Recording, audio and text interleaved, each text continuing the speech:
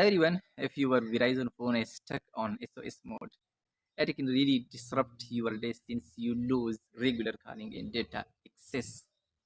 This usually means the device cannot connect to the normal network and is limited to emergency services only. It happens more often than you would think, especially in areas with spotty coverage or after a software update. Let's start with the simplest step that fixes it for many people. Just restart your phone completely. Hold on the power button, select restart, and give it a full minute before it boots back up.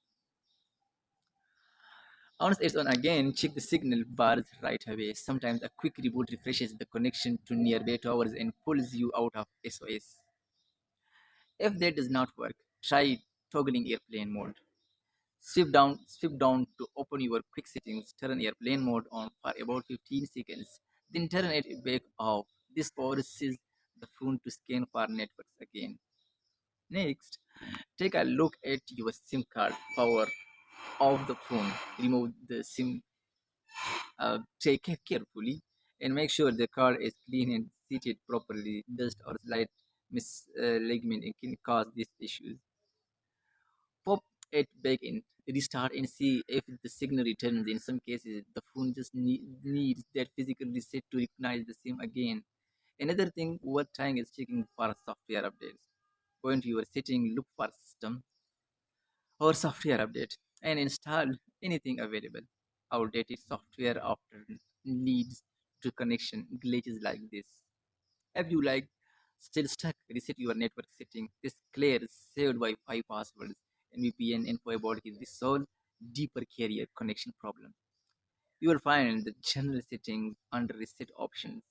Before doing that, thought it's smart to check if there is a service outage in your area. You can do this by setting Verizon outage map on another device or asking friends nearby if they are having similar issues. For some users, moving to a different location helps. Even stepping outside or driving a short distance can make the phone reconnect to a strong tower. If none of these steps bring back your service, the problem might be on Verizon end or with the SIM itself.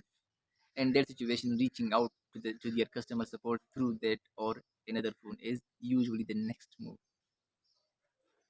They can run diagnostics on your content, may send or replacement SIM if needs. Just explain the troubleshooting you are already tried. Remember, these tips work in many situations, but results can vary depending on your specific phone model and location. Give them a shot and order and see what brings you back online. So, if you found this helpful, drop a like and share your own experience in the comments. That way, others can learn from what worked for you too. Thanks for watching. I will see you in the next video.